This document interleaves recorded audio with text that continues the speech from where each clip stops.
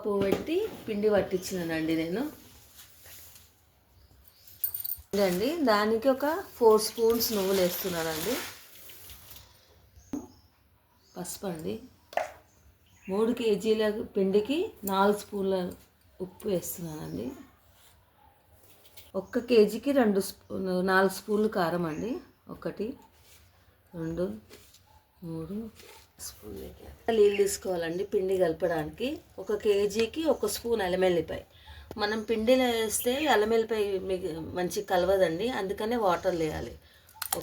వాటర్లో మంచిగా కలపాలండి. ఇది మనం ఇదే వాటర్ వేసి పిండి కలపాలి, అప్పుడు మంచి మురుకులు టేస్ట్ చాలా బాగా వస్తుంది. పిండి కలుపుకోవాలండి ఇట్లా. చూడండి, అన్నీ ఇలా జీలకర్ర ఓమ వేయట్లేదండి, ఓమ ఆల్రెడీ కారం వేసాం కాబట్టి. అన్నీ ఇట్లా మంచిగా కలిపేసుకొని కొంచెం కొంచెం పిండి మనము అల్లం వెల్లిపాయ పేస్ట్ నీళ్ళు కలుపుకున్నాం కదండి, అది వేసుకుంటా కలపాలి పిండి. ఇప్పుడు పెట్టుకోవాలండి.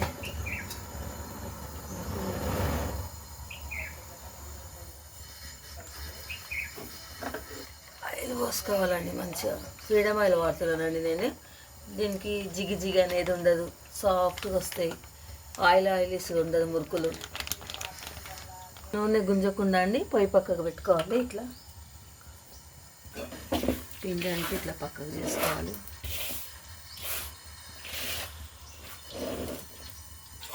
ఇప్పుడు గిన్నె తీసుకొని కిందికి అల్లం వెల్లిపాయ వాటర్ అండి, ఇట్లా కిందికి నీటికి మంచిగా అనుకోవాలి. ఇట్లా అనుకొని గిన్నెతో ఇలా తీసుకొని కొంచెం కొంచెం పిండి కలుపుకోవాలి మంచిగా.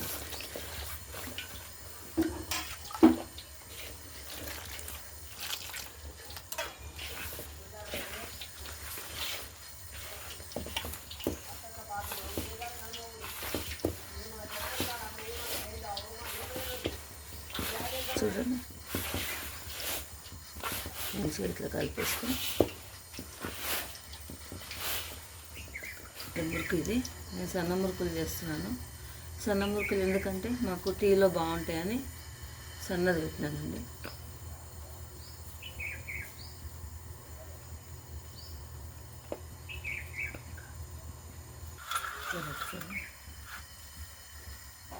నూనె వేడైందా లేదా అని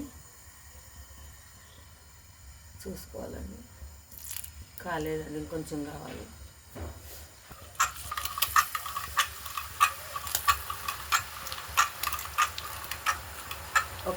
దానికి ఒక్క ముక్కు వస్తుందండి మంచిగా.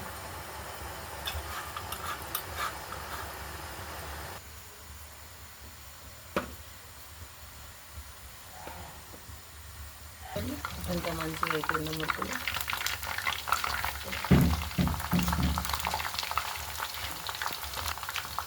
కాలినాయండి మురుకులు.